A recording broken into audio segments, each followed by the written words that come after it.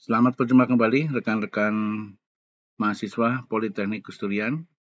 Kesempatan kali ini kita akan mata kuliah pengantar ekonomi dengan topik pembicaraan adalah perekonomian Indonesia. Baik, kita mulai kuliah kita.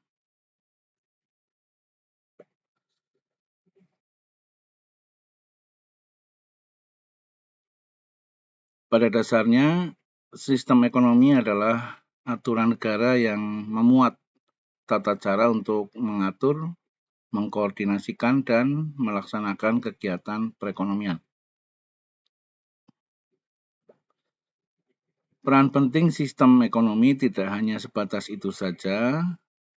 Sistem ekonomi juga berperan mengatur pelaku-pelaku yang menjalankan perekonomian, yaitu masyarakat sebagai konsumen, bank, pemerintah, dan produsen. Kegiatan ekonomi yang dijalankan pun beragam, seperti aktivitas produksi, distribusi barang, transaksi perdagangan, sistem perbankan, hingga alur investasi.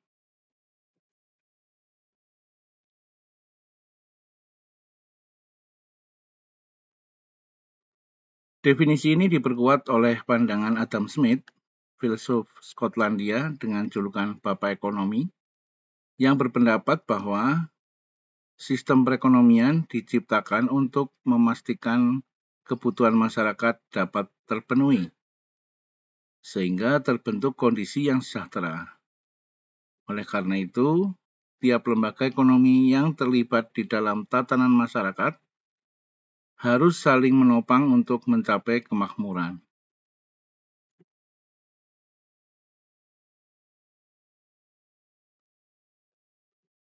Pada dasarnya, sistem perekonomian yang terdapat di seluruh dunia memiliki fungsi-fungsi yang saling berkaitan. Secara umum, sistem ekonomi berfungsi sebagai mekanisme yang akan mendorong publik melakukan kegiatan produksi. Oleh karena itu, berdasarkan hal ini, fungsi-fungsi dari sistem ekonomi dapat disimpulkan sebagai berikut. Yang pertama, mendorong terjadinya kegiatan produksi barang dan jasa. Yang kedua, mengatur proses distribusi hasil produksi seperti barang dan jasa. Ya, ini kita sudah mulai membahas mengenai fungsi sistem perekonomian di Indonesia.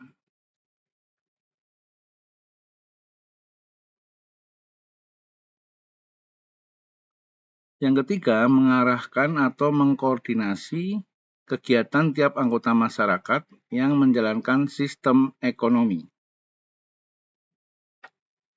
Dan keempat, memastikan mekanisme yang terbentuk dapat mengalirkan hasil produksi barang dan jasa ke seluruh anggota masyarakat secara merata. Tiap negara menerapkan sistem ekonomi yang berbeda, meski secara umum fungsinya sama, yaitu mengatur alur ekonomi dalam sebuah mekanisme. Perbedaan ini juga didasari oleh situasi di setiap negara yang berbeda, baik dari segi politik, sosial, maupun budaya.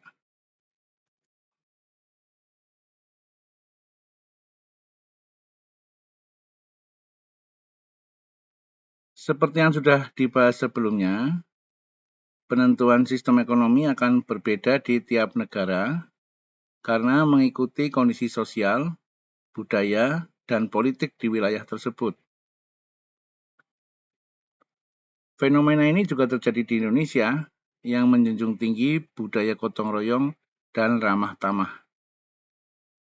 Budaya orang Indonesia yang akrab dengan sikap ramah dan ringan tangan kepada sesama berperan besar melahirkan sistem ekonomi Pancasila.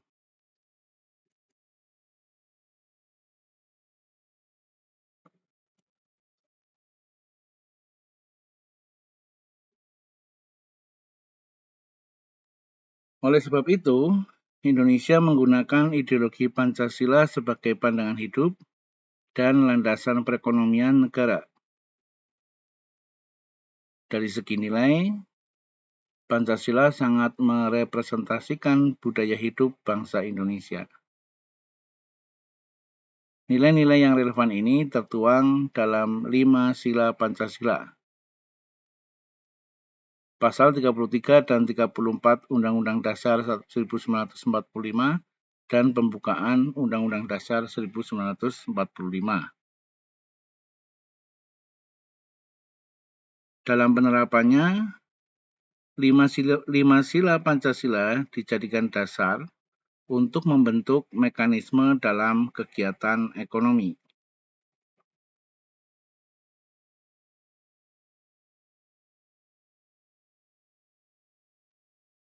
Pembentukan ini akhirnya melahirkan 5 prinsip yang selaras atau sejalan dengan ideologi Pancasila, yaitu sebagai berikut. Yang pertama, menggerakkan roda pemerintahan berdasarkan dorongan ekonomi. Yang kedua, mewujudkan pemerataan sosial agar tidak terjadi ketimpangan.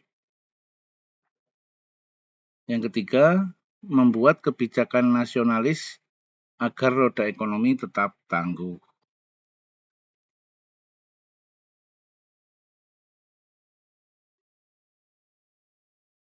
Yang keempat, menjadikan demokrasi dan koperasi sebagai ujung tombak perekonomian. Dan yang kelima, perencanaan yang imbang di tingkat nasional maupun daerah. 5 prinsip dalam sistem ekonomi Pancasila ini bertujuan mengatur dan menjaga roda perekonomian Indonesia tetap stabil. Tentu kita tidak ingin ketimpangan finansial dan status sosial makin membesar. Oleh karena itulah, sistem ekonomi yang adil dan bijak menjadi ujung tombak pergerakan ekonomi yang masif.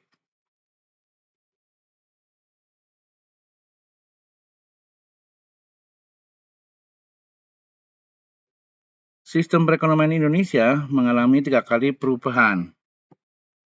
Maaf, tadi kelompat ya. Sistem perekonomian Indonesia mengalami 3 kali perubahan sebelum akhirnya berpegang teguh pada ideologi Pancasila. Berikut ini rangkuman masa pergantian sistem ekonomi di Indonesia dari tahun 1945 hingga tahun 2024. Yang pertama adalah masa sistem ekonomi nasional, yaitu tahun 1945 sampai tahun 1959. Negara kita mulai menganut sistem ekonomi nasional di masa-masa awal kemerdekaan, tepatnya pada tahun 1945.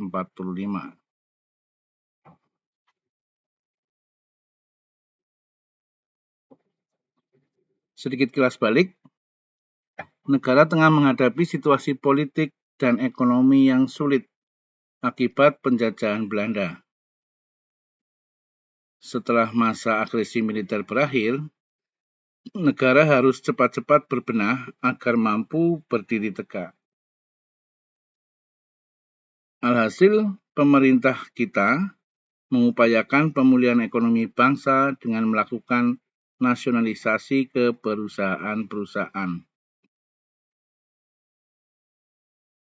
Langkah ini dilakukan untuk membangkitkan sistem ekonomi karena pajak belum ideal untuk dijadikan sumber-sumber pemasukan negara.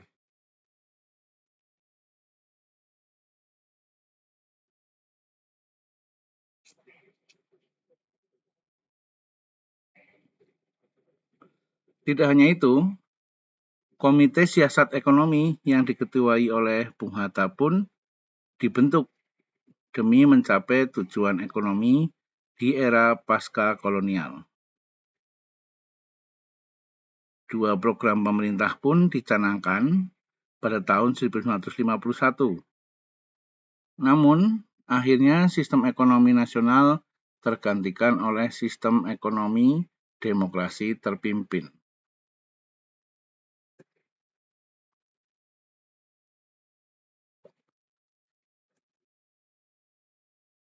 Yang kedua adalah masa sistem ekonomi demokrasi terpimpin antara tahun 1959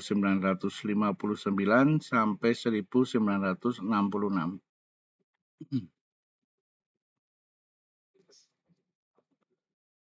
Dekrit Presiden 5 Juli tahun 1959 menandai dimulainya masa sistem demokrasi terpimpin yang menjadi penggerak perekonomian Indonesia.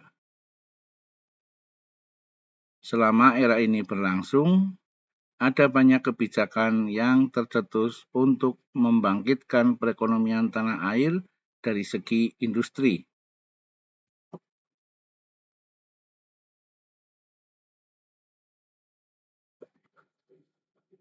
Melalui Dewan Perancang Nasional, maka dibentuklah Program Rencana Pembangunan Nasional Semesta Berencana untuk mengelola perusahaan kecil dalam tatanan industri. Setelah itu, terbentuklah Bank Industri Negara dengan fokus mengembangkan industri. Namun rangkaian kebijakan ini tidak terlalu sukses, sehingga Indonesia berhadapan dengan kemunduran dalam sektor industri.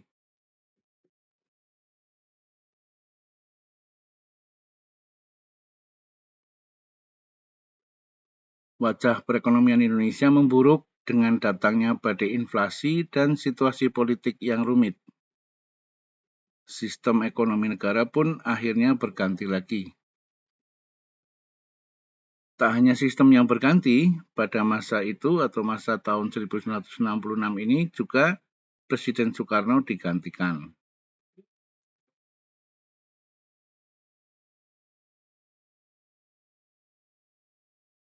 Kemudian masa sistem demokrasi ekonomi tahun 1967 sampai 1998.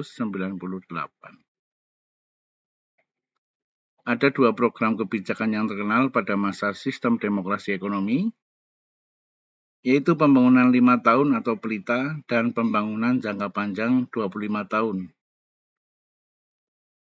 Pada masa inilah pemerintahan Orde Baru lahir dan dipimpin oleh Presiden Soeharto.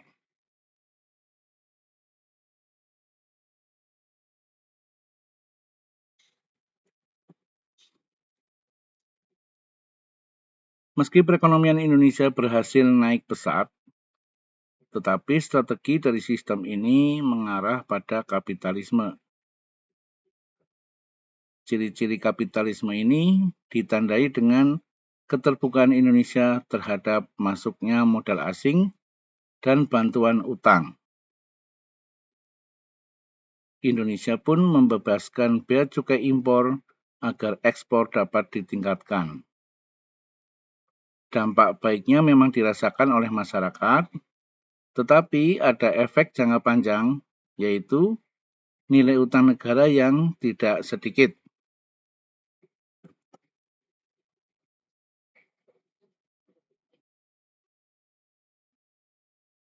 Kemudian kita masuk ke pembahasan mengenai ciri-ciri sistem ekonomi Pancasila. Ciri-ciri utama sistem ekonomi Pancasila adalah menggunakan asas-asas kekeluargaan dan gotong royong sebagai landasan. Sistem ekonomi ini juga didasarkan pada pasal 33 UUD 45 yang jika dirangkum, maka menghasilkan butir-butir penjelasan sebagai berikut.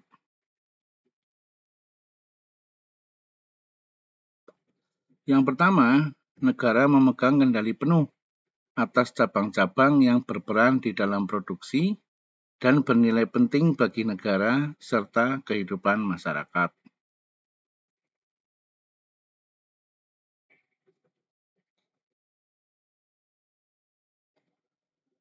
Negara menguasai kekayaan alam Indonesia dalam berbagai bentuk untuk diolah dan dimanfaatkan demi mewujudkan kesejahteraan nasional. Dan yang ketiga, sistem ekonomi mengusung asas kekeluargaan dengan diupayakan bersama-sama.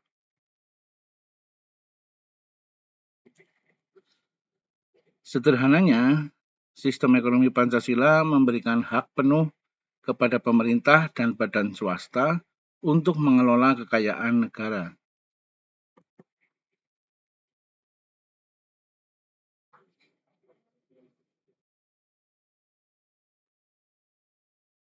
Tujuan pengelolaan ini didasarkan pada nilai-nilai Pancasila, sehingga tidak melanggar norma dan pandangan hidup bangsa. Dalam hal pengelolaan pun, pemerintah dalam hal ini adalah badan usaha milik negara akan berbagi peran yang seimbang dengan pihak swasta. Jadi, pihak swasta atau badan usaha milik swasta berhak mengelola kekayaan negara dan cabang produksi yang potensial demi keberlangsungan hajat hidup masyarakat.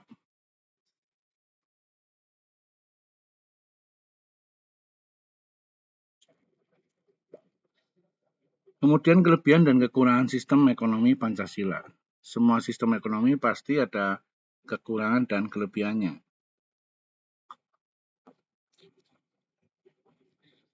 Kebijakan pada sistem ini selaras dengan nilai-nilai Pancasila yang menjunjung tinggi keadilan nasional bagi seluruh rakyat, sehingga tidak hanya pemerintah yang berhak mengelola sumber-sumber potensial negara. Dalam pelaksanaannya pun, pemerintah tetap mengawasi. Tujuan pengawasan ini agar tidak ada tindakan penyelewengan yang merugikan negara dan berimbas kepada rakyat. Tujuan ekonomi Pancasila adalah menjadikan rakyat sebagai sentral dalam perekonomian. Artinya, rakyat memegang peranan penting dalam sistem ekonomi, seperti ikut terlibat dalam transaksi perdagangan dan investasi.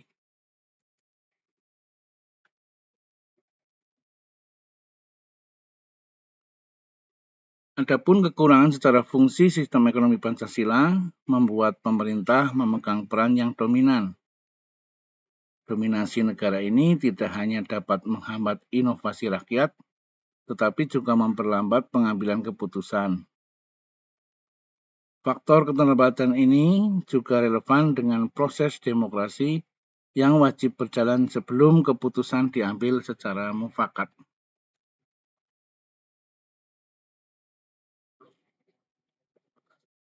Itulah yang bisa kita bahas pada pertemuan kali ini mengenai ekonomi atau perekonomian Indonesia secara sekilas, sebagai landasan saja untuk rekan-rekan mahasiswa mengetahui secara umum tentang perkembangan sistem perekonomian di Indonesia.